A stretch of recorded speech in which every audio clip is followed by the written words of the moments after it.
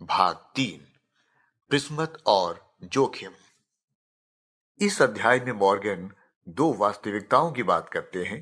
किस्मत, जिसे इंग्लिश में लक कहते हैं, और जोखिम, जिसे हम रिस्क कहते हैं।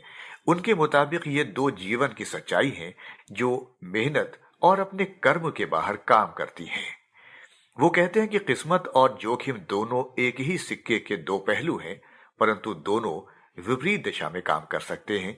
इसी बात को समझाने के लिए वो बिल गेट्स का उदाहरण देते हैं। वो बताते हैं कि कैसे 1968 में यूएसए की एक विद्यालय लेक साइड स्कूल में एक कंप्यूटर था। वो एक आश्चर्य वाली बात है। वो इसके पीछे की कहानी भी बताते हैं। एक नेवी के अफसर जो कि उसी विद्यालय में मैथ्स पढ़ाते थे, उन्हें लगा कि विद्यालय में एक कंप्यूटर होना चाहिए। इस विषय में वो विद्यालय को एक चिट्ठी भी लिखते हैं, और ये किस्मत की बात है कि यूएसए के उसी विद्यालय में बिल गेट्स पढ़ते थे। किस्मत की इस घटना को समझाने के लिए वो इस बात का अनुमान लगाते हैं कि इस बात की क्या संभावना है कि जहां महाविद्यालयों में कंप्यूटर नहीं है, वहीं एक स्कूल में कंप्यूटर होगा, और साथ ही साथ बिल गेट्स उसी विद्यालय के विद्यार्थी होंगे। ये उनके लिए किस्मत की बात है। साथ ही साथ वो जोखिम के बारे में भी समझाते हैं। वो बताते हैं कि बिल गेट्स के साथ ही उसके दोस्त केंट इवेंस भी उतने ही होनहार थे। वो भी कंप्यूटर में रुचि रखते थे, और बिल गेट्स के साथ उन्होंने अपने स्कूल के लिए एक कंप्यूटर प्रोग्राम भी बनाया था। वो बताते हैं कि कैसे दोनों ने ये सोच रखी थी कि अगर भविष्य में वो कुछ करेंगे तो साथ में ही करेंगे, परंतु एक पहाड़ की चढ़ाई करते हुए एक हादसे में उनकी मृत्यु हो गई। मॉर्गन इस बात का भी अनुमान लगाते हैं कि पहाड़ पर चढ़ाई करते हुए मृत्यु होना कितना संभव है। इसी के आधार पर वो ये भी टिप्पणी करते हैं कि दोनों घटनाएं यूएसए की उसी विद्यालय में पढ़ना जहां कंप्यूटर है, और पहाड़ चढ़ते हुए मृत्यु होना, दोनों के घटने की संभावना बराबर ही है, परंतु दोनों ने विपरीत दिशा में अपना काम किया। एक तरफ बिल गेट्स कामयाब हो गए, दूसरी तरफ उनके उतने ही होनहार दोस्त की मृत्यु हो गई। मॉर्गन कहते हैं कि इंसान का दिमाग हर कठिनाई से सरल जवाब ढूंढने की कोशिश करता है।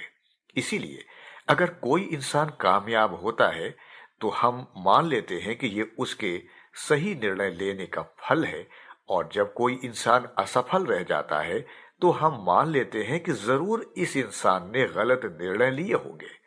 परंतु इंसान के निर्णय ही उसकी सफलता या हार में अपना योगदान नहीं देते। उसकी सफलता या हार में उसकी किस्मत और जोखिम का भी हाथ होता है। सोचिए, अगर आप एक क्रिकेट का मैच खेल रहे हैं और आखिरी की 3 गेंद पर आपको 6 रन चाहिए। इसी हालत में आप निर्णय लेते हैं कि आप गेंद को हवा में उठाकर चौका या छक्का मारने की कोशिश करेंगे। अब आपको इस बात का एहसास होगा कि जितनी संभावना गेंद की बाउंड्री के पास जाने की है, उतनी ही आपके कैच होकर आउट होने की भी है। अगर गेंद बाउंड्री के पार जाती है तो आपके गेंद को हवा में उठाने के निर्णय को सही निर्णय माना जाएगा, और अगर आप आउट होते हैं तो गलत। ऐसे ही अगर आप आउट नहीं होते तो किस्मत अपना काम कर देगी, और अगर आप आउट होते हैं तो जोखिम। देखा कैसे एक ही घटना में आपके सफल होने और आपके हारने की पूरी संभावना है। ऐसे ही लेखक हमें उदाहरण देकर समझाते हैं कि कैसे यूएसए के एक व्यापारी जॉन डी रॉकफेलर का व्यापार बहुत बार कानून के खिलाफ कई काम करता था।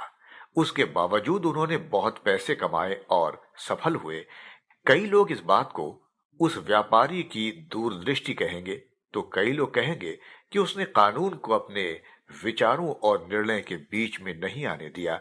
लेकिन मॉर्गन हमें यह सोचने पर मजबूर करते हैं कि अगर वहां के न्यायालय या सरकार ने उनके खिलाफ कोई कदम बढ़ा दिया होता तो आज जो उनकी दूरदृष्टि की तारीफ कर रहे हैं, वही उनकी एक भूल से सीखने को कहते हैं।